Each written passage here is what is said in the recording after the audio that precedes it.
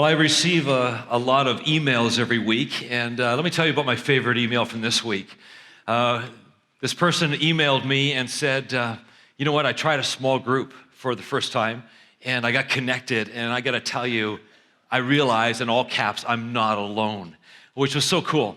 But what I loved best was they signed the end of it, their name, and then they said these 4 words, Warehouse 1115 for life. Exclamation mark.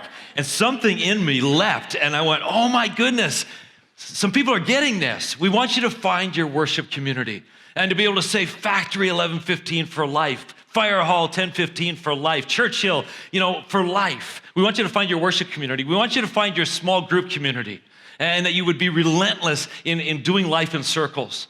And then we want you to find your serving community. It's that simple. We believe that that is the fully orbed way to follow Christ as a church. And so I hope that you're finding your worship community and you're in it, and that you're finding your small group community and you're finding your serving community. Now let's take a moment, let's pray together, let's prepare ourselves, and then we're gonna do some learning. Heavenly Father, thank you for this opportunity in all of these 8 different worship communities this weekend to gather around one Bible, around one text, and to learn together and to worship Jesus.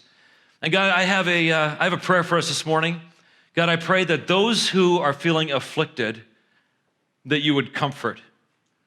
And God, I pray that those who are feeling comfortable, you would afflict, that you would stir something in our hearts, that we would not be willing to just coast through life, but we would take all the opportunities that you have given us, and that we would run with this life that you have given us in a way that honors you. In Jesus' name, amen.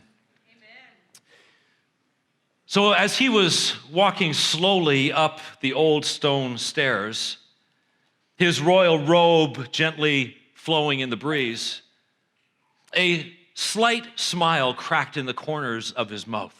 His aide looked at him and caught this slight smile, but was very, very confused. The aide looked around thinking, what am I missing? Why is he smiling? Because I see nothing to smile about. All I see are ruins. Sure enough, as the aide looked around, there were weeds about knee-high growing out of the stone pavement in the courtyard. There were piles and piles of junk. I mean, just junk, just garbage, broken furniture and old palm leaves that had dried up, and piles and heaping piles of smelly garbage. There were these drifts of sand and dirt that had come in off the desert, and they had all these little ripples on the top as they hadn't been disturbed for years. And then there was the door. I mean, the door was splintered and it was faded, and it had these great big bars that were bolted to it so that nobody could enter this door. And as the servant looked at this scene and seeing nothing to smile about, he turned back to look at the king, but the king wasn't there. The king was 20 paces behind him, standing in the middle of the courtyard, just slowly turning in circles. And every revolution that he turned, his smile got bigger. The aide was very confused, and thankfully the king broke the silence for the first time since leaving the palace. And the king said, can you see it? Can I see what? Can you see it? Can you see all the people? Can you see the crowds and crowds of people? The aide looked even more confused at this point because there's nobody in the courtyard. Can you see the people? Can you see them? Can you see what they're carrying in? They're carrying baskets of food and grain and fruit, and they're carrying lambs and they're carrying doves, and they're coming with smiles on their faces. Do you see them? Do you see them? They're sitting in all the children are sitting in the corner. And there's an old man with a funny beard who's teaching them the ancient ways of God. And do you see the priests? The priests are wearing royal blue robes with these 12 stones across their chest. Do you see it? No, Majesty, I don't see anything. I see nothing but ruins. Well, then you're not seeing what I'm seeing, scolded King Hezekiah. He says, I'm seeing people. And I'm smelling smells. Do you smell that? And the servant sniffed at the air and began to cough and gag. Yeah, I smell that. No, you're not smelling what I'm smelling. I'm smelling incense, sweet incense. And I smell the smoke that's coming up off the altar, rising to the heavens. And do you hear that? The servant twisted his ear to listen, and he heard nothing. Do you hear that? I hear singing. I hear drums, and I hear lyres, and I hear trumpets, and I hear people shouting their praises to God. Do you not hear that? Sir, I hear nothing. I hear people who are shouting their praises and singing praises to the Lord.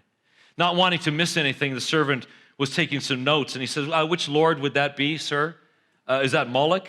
Or is that Baal? Is that Shemosh? Is it Asherah? No. And the king walked away from him, not really speaking to anybody, saying, no, I'm talking about Jehovah. I'm talking about Yahweh. I'm talking about Elohim. I am talking about the King of kings and the God over all gods. Who? Said the aide. Now, if you're looking for this moment in the Bible, let me show you where it is. You see, this moment is found right there. Do you see that white space? Right there between 2 Chronicles 28 and 29. This moment is found there. Now you say, well, hold it. How do you know a moment like that? You know what? It might have not been a moment exactly like that. It might have been a far more powerful moment than that one, because something has to have happened between 2 Chronicles 28 and 2 Chronicles 29. Something powerful, something kingdom shaking had to have happened. Something revolutionary must have happened in that gap. Now, why would I say that? Well, I would say that because if you read chapter 28, we're introduced to King Ahaz. And King Ahaz is a king who is a king of the southern kingdom. Now, you remember a couple of weeks ago, the kingdom of Israel was split in two. It was torn in two, much like North Korea and South Korea. And there was Israel in the north, and there was Judah, 10 tribes of Israel in the north, 2 tribes of Judah in the south. And King Ahaz becomes the king of Judah in the south. And what's happening is that the Assyrians have invaded Israel in the north. And they've actually taken Israel captive, and they've kidnapped them and taken them back to Syria. If you've ever heard of the 10 lost tribes of Israel, that happens in this moment, in this chapter, because the Assyrians take the Israelites. So Ahaz is left as the king of Judah in the south. And to try and buy safety from the Assyrians, he offers them a bribe. Says, here, take our gold, take our money, just protect us. And so the Assyrians take their gold and their money, but then they begin to threaten Judah. And in response to this, Ahaz, instead of crying out to Jehovah God, he begins to pray to the Baals.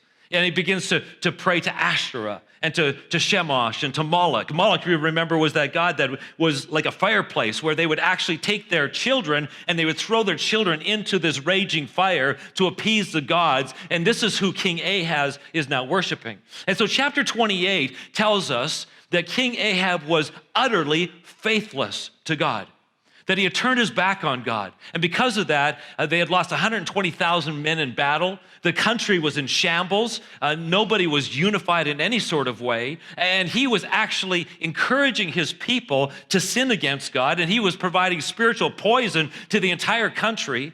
And he had barred up the doors of the temple so that nobody would go and worship Jehovah God. The temple courts were left abandoned under his leadership. So that's what happens in chapter 28. And then he dies at the end of chapter 28, and we are introduced to his son, Hezekiah. Hezekiah is 25 years old. All he's ever known is the leadership of his father and the upbringing of his father, Ahaz. But in chapter 29, something radically different has happened. I mean, imagine this. This young man, 25 years old, has been raised by a father who worships Baal. He's probably watched even some of his siblings being burnt and sacrificed to Moloch. He lives in a country where the Assyrians have got their nuclear missiles aimed right at them. As a country, they're completely under siege. They're in a country that is disunified, has no worship of God. And then we read this, and if you were reading chapter 16, of course, everybody at Riverwood read chapter 16 this last week in the story. And on the bottom of page 220, here's 2 lines of what it says. It says, he, Hezekiah, did what was right in the eyes of the Lord, just as his ancestor David had done.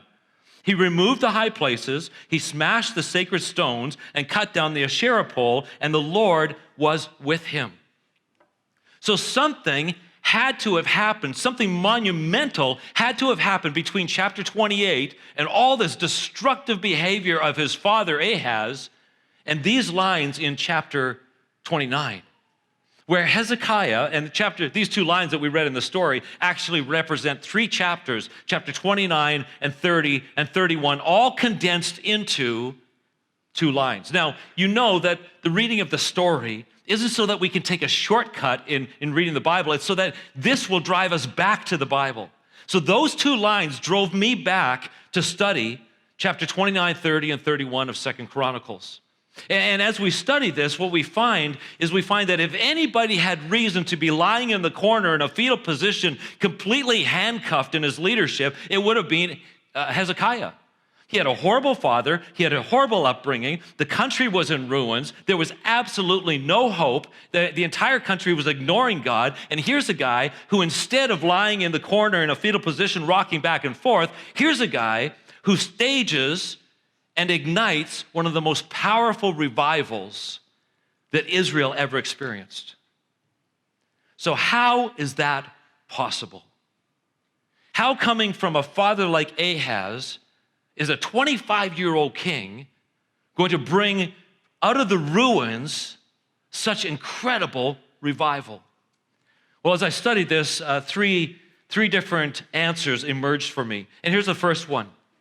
King Ahaz didn't see problems, he saw possibilities. He didn't see problems, he saw possibilities. Young King Ahaz was not oblivious to how terrible the situation was. He wasn't out of touch with the devastation or the heartbreak of this, but where everybody else was seeing catastrophe, where everybody else was seeing insurmountable hardship, where everybody else was seeing nothing but problems and things not working, he somehow saw opportunity. This is remarkable. If you want to stage a revival in your life, in your family, in your marriage, in your finances, you're going to have to come to the place where you stop focusing on the problem and you begin to see possibilities. He was not blinded by the current conditions. Many of us are in a problem right now and we're blinded by the current conditions. He wasn't. This guy was able to see what could be. He didn't see problems, he saw possibilities. And so all of the heartbreak, all of the challenges, all of the difficulties, all the things that weren't working right, all of the ruined moments and memories and milestones, instead of seeing problems, somehow he is able to turn that on its head and miraculously see opportunities. Once a year, I like to tell the story of donkey. I don't tell the story necessarily for you as much as I tell it for myself. Because once a year, I need to be reminded about this principle. You see, there was a donkey who was walking through a field one day, minding his own business. And as he was walking, he fell into an abandoned well that was like 3 meters down. Thud at the bottom, he falls into this well. And he's impossibly stuck in this problem in this well. And so he does what donkeys do. Make a horrible racket. I mean, he is braying and he is crying and he is whining and he's making so much noise. And the farmer looks out the window and he can't see his donkey in the field. So he goes out into the field looking for his donkey, and sure enough, he finds his donkey at the bottom of the 3-meter well. And he looks down there and realizes that he's in quite the predicament, but it's going to be impossible for him to get this donkey out. And the donkey's kind of getting old anyway. So he says, hey, I got an opportunity here. I can get rid of the donkey and I can fill in this old well. So he goes back to the barn and he gets a shovel. Then he comes out and he takes a shovel full of dirt and he throws it down on donkey's back. Well, donkey goes crazy. I mean, you have never heard such horrible bawling and making such a fuss. And every time he throws more dirt down on donkey is panicking and he's feeling like this is the end. And so he's making all this noise. About 20 minutes later, finally, thankfully, all the noise stops and there's silence. The farmer is grateful for the silence, a little bit sad, but grateful for the silence. And so he decides to just continue to fill this in. About 30 minutes after that, as he's filling in this hole, he sees the impossible. He sees the mane on donkey's back beginning to rise slowly out of the well, and farmer is freaked out. So he starts shoveling all that much faster. And every time he shovels, he hears something. He shovels another shovel full of dirt onto donkey's back, trying to bury this donkey, and every time he does, he hears this mutter, this determined mutter. And so he stops and he listens a little more closely. He throws some dirt on the donkey's back, and he hears, "Shake it off, step up." Shovelful. Shake it off, step up. Shake it off, step up. And a few minutes later, donkey walks right out of the hole, looks with a little bit of an indignant look at the farmer and says, "Shake it off, step up." I need to be reminded of that at least once a year. Because every single one of us, this world will try to bury you. There are forces and there are people in this world that would love nothing more than to shovel a whole bunch of stuff onto you and bury you and silence you. And many of us, we get into these pits, into these situations, and we think we are stuck in these situations for life. We think there is absolutely no way out of this, but we're missing an incredibly important principle. And the principle is this: if you can take what is coming against you to try and bury you, and if you can shake it off, you can actually use it as leverage to get out of your problem. Shake it off and step out. Those hurtful words that were said to you, those actions that were done to you, those comments, those emails, those past mistakes that you made or the past mistakes that somebody else made that's trying to bury you, the failures, the comments, the disappointments, they will all come, and you have a choice. They can either entomb you and you can begin to breathe them in and get all sick on the inside, or you can shake them off and step up. I'm going to say something that is very, very counterintuitive, might even be a little bit offensive to some of you who are in a pit right now, but I don't want to offend you. I want to inspire you. I want you to listen to this. The adversities that are trying to bury you right now, the adversities that are trying to bury you usually have within them the potential to benefit and bless you. But you have to see your problems differently. You have to begin to see your problems as possibilities rather than problems. The adversities that are right now coming against you, trying to bury you, have built within them the potential to benefit and bless you if you'll look at them in a different way. Secondly, King Hezekiah didn't delay action, he drove action. As I was studying this passage, there was a few verses that kind of leapt off the page that spoke of the intensity and the urgency. Listen to this, 2 Chronicles chapter 29, verse 3. In the very first month, when? In the very first month of the first year of his reign, Hezekiah reopened the doors of the temple of the Lord and replaced them. This was a priority. It was like, we got to do this today. Then in verse 17, they began the work in early spring on the first day of the new year. And in 8 days, it only took them 8 days to reach the entry room of the Lord's temple. Then they purified the temple of the Lord itself, which took another 8 days. So the entire task was completed in 16 days. There is an incredible urgency that happens. It would be so easy for Hezekiah to say, well, let's not get ahead of ourselves here. I don't know that I'm personally ready to lead this. Maybe we should do some feasibility study because, we would never want to be found rushing into something. Maybe we're not exactly ready. Maybe we need to process this a little bit more. But contrary to those sorts of thoughts, Hezekiah, he walks into those ruins and something raises up inside of him and he says, unacceptable. Not on my watch. In the first month of my reign, on the first day of this new year, here's what we're going to do. He takes action. He does not delay. He says, we are going to take action whether we are ready or not. It's human nature to try and delay. And so if we look honestly at our own lives, we end up delaying obedience to God because we're afraid we might miss out on something else. We delay serving God because we feel that maybe I'm not spiritually mature enough. Maybe I don't have the skill set. Maybe I'm not quite ready to serve God, so we delay serving God. We delay making that difficult critical conversation phone call that we know we need to make with that person. We delay that because we're afraid we might get on the phone and not have the right words to say. We delay asking forgiveness of somebody because we're afraid that they might look at us differently or might not have a very good opinion about us. We delay forgiving other people because we're afraid that they might just go and do it again. We're constantly finding reasons to delay. But if you want to move something from ruins to revival, you're going to have to just do it. whether you are ready or not. And that's why I love this principle in the Bible called power along the way. You see, if you read your Bible, you'll find that on so many occasions, the people involved in these situations, they were not given 110% confidence and assurance that what they were hoping for was going to happen. In fact, I would say that they probably were given about 32% or maybe 41%. And then there was a massive gap.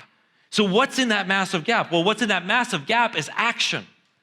You see, when they were sitting in the Egyptian homes trying to escape Pharaoh, they didn't sit there, and news reached them, oh, God's opened up the Red Sea and now you can escape. No, it was only when they actually had the action and they got out of Egypt and they walked up to the Red Sea and they put their big toe in the Red Sea, only then did the Red Sea open up. When they were trying to take the city of Jericho, they weren't sitting in their tents and a messenger came and said, oh, just want to let you know the walls fell down in Jericho over there. No, God told them to walk around that wall every single day for a week. And then on the last day, God said, hey, walk around the wall 7 times. And every time they walked around the wall still did not fall. And so they continued doing that action. And then God said, hey, blow the trumpets and make the shout. It was only then that the power of God came. Power along the way. Hezekiah had no proof, no confidence, no assurance, no guarantee that the people were even going to follow him if he cleaned up the temple. But he trusted God along the way. He attacked the ruins with urgency and with faith, and that's when the miraculous happens. The miraculous only happens when you dip your toe in the Red Sea. The miraculous only happens as you are already moving, and that's when God meets you with power along the way. So what happens in this passage? It takes 8 days to clean up the rubble and the pile and all the garbage and unboard the doors. It takes another 8 days to purify the temple. And then in verse 20, it says that the very next day, he wasn't going to waste any time. The very next day, Hezekiah gathered the city officials and they went into the temple and they made the first offering that happened in hundreds of years. And what we find is that Hezekiah probably was sitting there looking over his shoulder wondering, is anybody even noticing? Is anybody in this country even going to follow us in worshiping God? Power along the way. He is obedient. He has no assurances, but as he's obedient, God meets him. And what ends up happening is absolutely remarkable. In the next 2.5 chapters, here's what we find happening. The people come and fill the courtyard. The people are pouring into the courtyard. The children are pouring into the courtyard. The trumpeters are trumpeting. The people are singing praises to God. They're bringing sacrifices to the temple. In fact, it gets so crazy that they run out of priests to help the people confess their sins and offer sacrifices. They have to have emergency training sessions for new priests so that they can just keep up with all the people that are coming to the temple. They send out missionaries, they call them runners, and they've all got a letter, and they're sent out to all the little communities in the southern kingdom and in the northern kingdom, telling what God is doing and inviting them to Jerusalem to come and worship Jehovah God. And then we have this most astounding statement. It says that all of Israel was worshiping God and coming together with one heart. With one heart. Now you know revival is happening. Now you know the ruins are coming back to life because there is so many people getting on board. And then we read this little story in chapter 31 of 2 Chronicles where King Hezekiah walks into the temple courts for the second time. And again, it is piled full of stuff. There are heaping piles of stuff all over the temple courts. And Hezekiah says to the priest, he says, what is all this stuff? What's it all doing here? And the priest says, I am so sorry, King. I'm so sorry. But so many people in Israel have been bringing their tithe.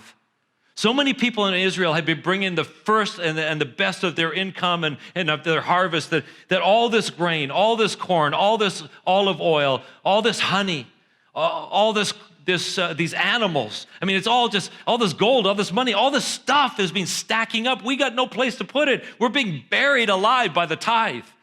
So what should we do? And the king says, well, let's open some storehouses. And then he goes into this ingenious distribution system where now he takes all that has been contributed to the house of God and he actually distributes it, it says, to every person 3 years old and over in Israel. They all get part of this to care for one another. You know, revival has come to the kingdom of Judah. But none of that would have happened if it wouldn't have been for a king who did not see problems but saw possibilities. None of that would have happened if it hadn't been for a king who did not delay his action, but rather drove his action to do what he was called to do. Do you have something in your life that is lying in ruins? You have something in your life that needs some revival? Here's how it happens.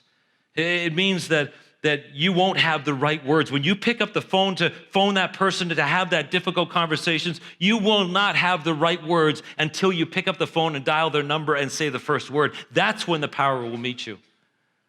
Is there somebody in your life that you need to forgive? You'll never be ready to forgive them. You'll never have what it takes to forgive them. It will only happen as you get face to face with them. You look them in the eye and you say, I have something I need to say to you. And in that moment, the power will come along the way. You feel like God's been calling you to serve him?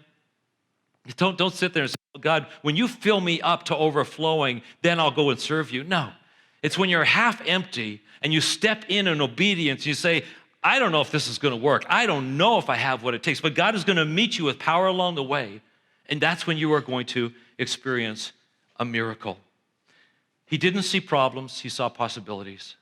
He didn't delay action, but rather with urgency, he drove action. And thirdly, he didn't fixate on the future, he fixated on the past. And you're saying, okay, now I think you got that one backwards. I think you're misspeaking that. And I want to tell you that I'm not. From my study of Hezekiah's life, he did not fixate on the future. He fixated on the past. And let me explain this to you. Here's a 25-year-old, imagine him, 25-year-old king. He's a 25-year-old hipster, millennial, young adult king, and he's going to make a mark for himself. What sort of words do you think he would love for the newspaper to use to describe him? I think he would, maybe like words like innovative, novel, inventive, risky, fresh, unique, creative, original, new, groundbreaking, state-of-the-art, future-facing, hip and trendy. But that's not Hezekiah. Hezekiah does not try to lead revival by being innovative and fresh and new. Revival is not sparked by innovation in the fresh and new. Rather, revival is sparked when you anchor to the past. And so what he does is he goes back and he opens the ancient scriptures and he says, let me tell you what God has called us to. Let me remind you who we are. Let me remind you of the commands of God. And let's get back to doing these basic things. And so as he calls the people back, they begin to worship God and put him as a priority. They begin to confess their sins and to bring their sacrifices. They begin to serve God as an entire nation with one heart. They begin to tithe. They begin to pray. And they begin to look after one another. Essentially, what we talked about 3 weeks ago, the 6 spiritual vital signs of what it means to be a Christ follower. They get back to the basics. For us today, what does this mean? This would be like if you closed your eyes and dreamt for a minute about Riverwood. This would be like, 1,500 people, all putting Jesus on the throne of their life as their priority. And all of them saying, because of what Jesus did in my past, I will respond with obedience to the things he's asked me to do. No excuses. I'm just going to get back to basics. And can you imagine 1,500 people all with the same heart beating for Jesus in that way? Revival would break out. Revival would break out. So, revival breaks out based on getting back to the basics. About 17 days ago, I recognized a different area of my life that was kind of lying in some ruins. So I made a declaration. I said, for the next 110 days, and maybe sometime I'll explain to you the significance of 110 days for me, but I said, for the next 110 days, and this is God working in my life, I'm not going to drink any Diet Coke. Okay, I love Diet Coke, all right? God must be doing something, right? So for the next 100 days, I'm not going to drink any Diet Coke. I'm going to back away from that special shelf we have in our kitchen that's all full of chips. And I'm just not going to eat any chips. I'm going to exercise 3 times a week. And every day, in the morning and in the evening, I'm going to drop to the floor and do 80 sit-ups. Now, you're probably sitting there going, that is so kindergarten. Like, that is so unsophisticated. That is so elemental. I mean, it's so not complicated. I mean, where's the trainer? Where's the app? Where's the membership? That's so basic. How could you expect to get any results out of something so basic? Can I tell you that in 2 weeks already, of just these simple practices, I'm feeling those areas that were lying in ruins being revived back to life. We often think that if it's not new, if it's not novel, if it's never been done before, if it's not complicated, if it's not comprehensive, if it's not costly, if it doesn't take us a long time, how could anything good ever happen? Well, let me tell you, revival happens when you get back to the basics. Is your marriage struggling? Those of you that are married?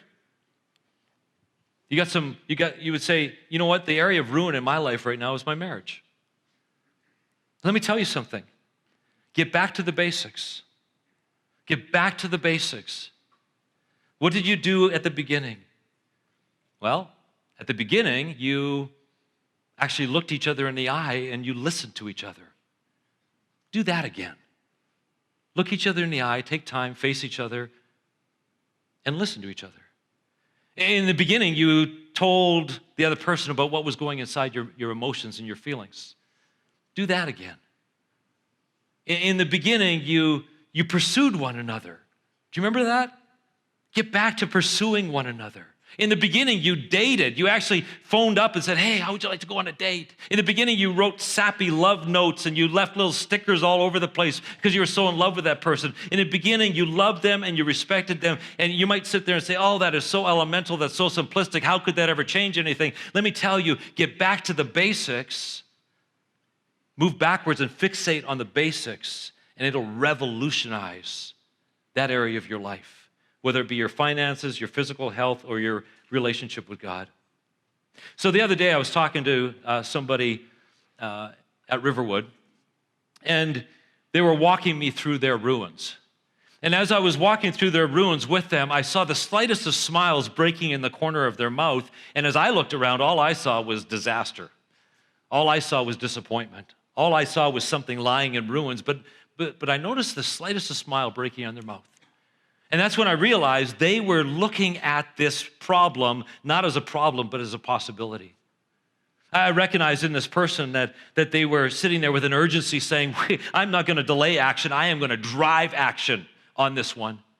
And I realized that as the more they talked to me about this, that they weren't so fixated on being novel in the future, but rather they were fixated on the past and calling us back to basics. Now, I know many of you have areas of your life that are lying in ruins, but I asked this young man to come and tell us his story and tell us his experience. So, John, why don't you share that with us? I appreciate being referred to as a young man. I still remember quite vividly a little more than 19 years ago when we were a young, naive, very full of energy church. And we were a church without a home. And I remember as we walked the streets of this neighborhood, dreaming about what God might do amidst the ruins. Now, don't get me wrong, I don't think we considered this neighborhood as crumbling or in shambles or in ruins. It had beauty and it has character. But as we walked the streets right outside these doors, we also understood that this neighborhood carries with it some intense struggles. There is oppressions that exist, poverty and brokenness that surrounds it. And I still remember the feeling in the corners of our mouths, kind of smirking up to the slightest of smiles, and a collective sparkle in our eyes together as we felt like we just discovered what God had been dreaming up for us as a church together. And it carried with it all sorts of anticipation and hopefulness, even nervousness as we walked into that.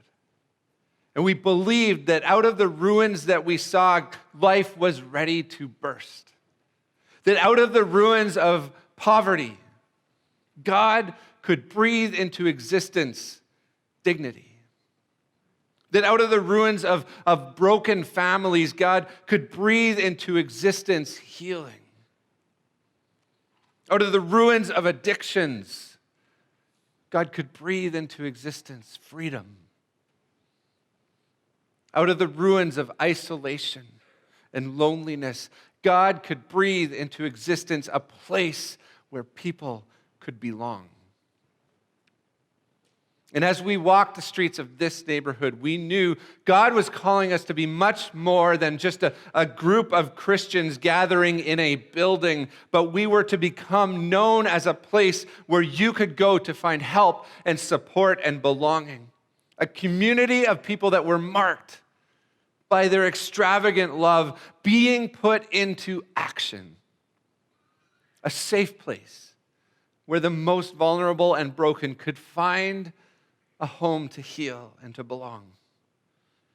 I remember some of the very early days when we would just have 30 to 40 people show up on a Saturday to go and simply knock on the doors of our neighborhood and say, how can we help? How can we serve you today? And we'd grab shovels and help shovel snow from elderly households, or we would just say, how is it that we can support you? We watched the formation of our food bank and our drop-in soup lunch that's shared together, created by the vision of this shy, quiet, and faithful lady who just wanted to use her life to make a difference, who didn't see the problems, but she saw the possibilities of what could happen. And it became our identity as a church.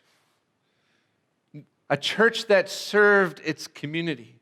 A church that was tearing down the walls, that weren't hiding within them. A church that not only existed in a community, but was for the community. Over the years, we have grown, and we have heard this so often. I love being part of a church that is active in their community. I love going to a church that's not afraid to get into the struggles and the difficulties of its neighborhood and get its hands dirty and serve the neighborhood.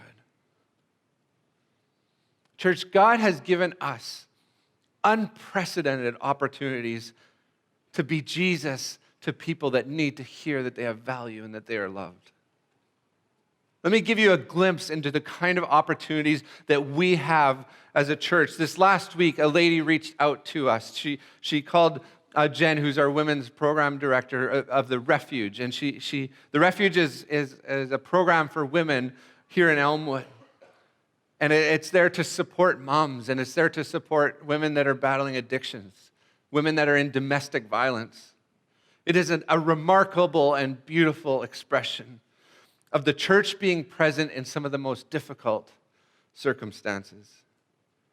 And so this lady calls us up. We've had a couple of connections with her in the fall. In fact, we knew of a need over Christmas, and so we had a group of people from Riverwood. We connected, and they went and bought groceries and helped them out over the Christmas season. But she reached out and said, Jen, can we grab coffee? And so she met her at a coffee shop, and this lady just opened up her story to her. She talked about how growing up, she grew up in foster care, but being bounced from home to home, never really knowing stability or safety. How early on she began to struggle with an addiction out of that. How she had fought over the last number of years of her life, and for the last year and a half, she's been clean from that addiction. She's pregnant with her 7th child. And she finds herself isolated in a relationship where her partner is using and is physically abusive. And at that table, she just broke down and said, I have no one. I have no supports. I'm about to give birth to my 7th child and have nobody to turn to. Now, we don't often share those types of details on stage because these women are also an important part of this community. And we do not want them to feel defined by their circumstances within that. But I wanted today to give you a glimpse into this because the reality is that there is story after story, dozens of them, of the same difficulties that people are coming to us as a church and saying, help. They're looking to us for support. This past week, for the first time in more than a decade of overseeing this program, we had to cancel our program because we didn't have enough help. Very practically speaking, we did not have enough volunteers to safely care for the more than 50 children that come with their moms to this support program. We need another 6 to 10 committed partners that feel called to step into that role to solve that. Those were the ruins that we walked through this last week.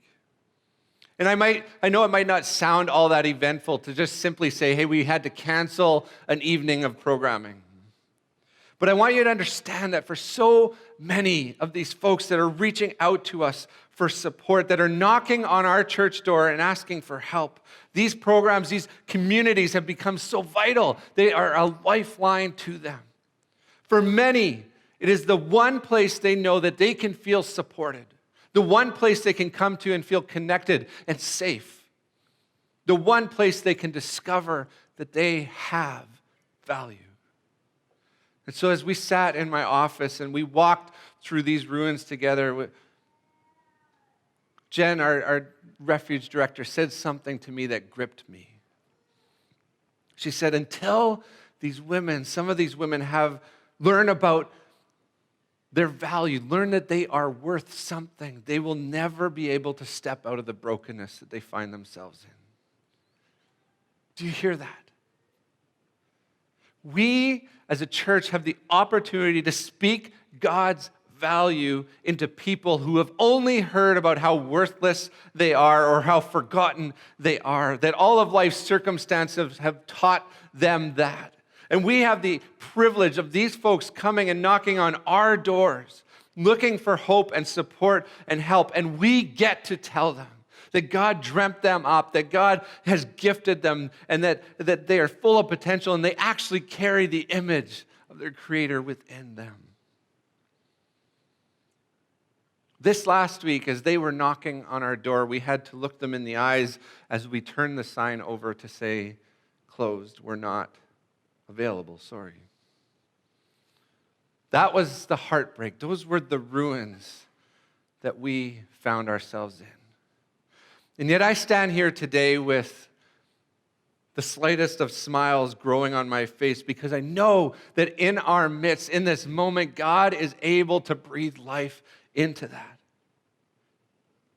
That God is able to rise up within us people that will come on and say, we will partner with this. That God can turn the tide of this thing. And I know and I can see that 5 years from now, we can look back to this weekend and point to it and say, that is the moment that God placed the call on people to respond. And now, 5 years later, all of these kids have grown up knowing that there is a church, there are people that were there for them every single week. God has the power to move in our midst today and to give us the opportunity to speak life into these kids and into these moms.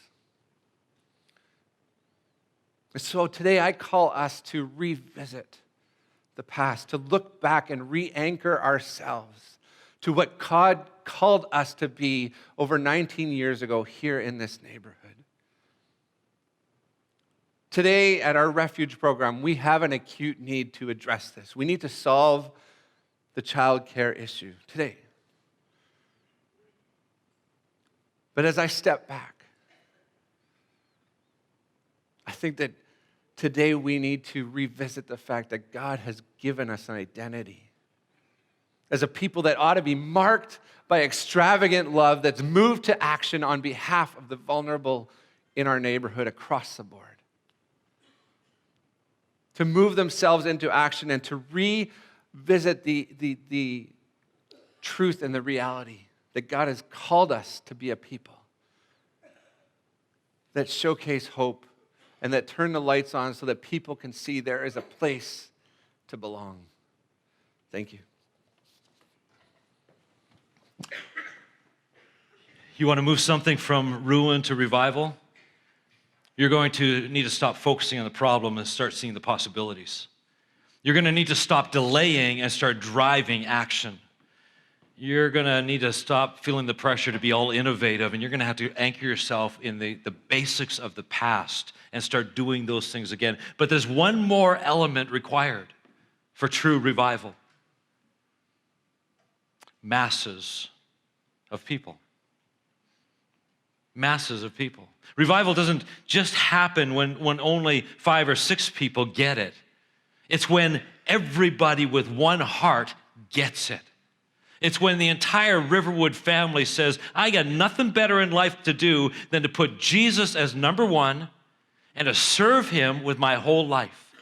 You see, when 1,000 or 1,500 or 2,000 people say that in one voice, all putting Jesus in that place of prominence and saying, I'm here. Yeah, I'm here. Send me. Use me.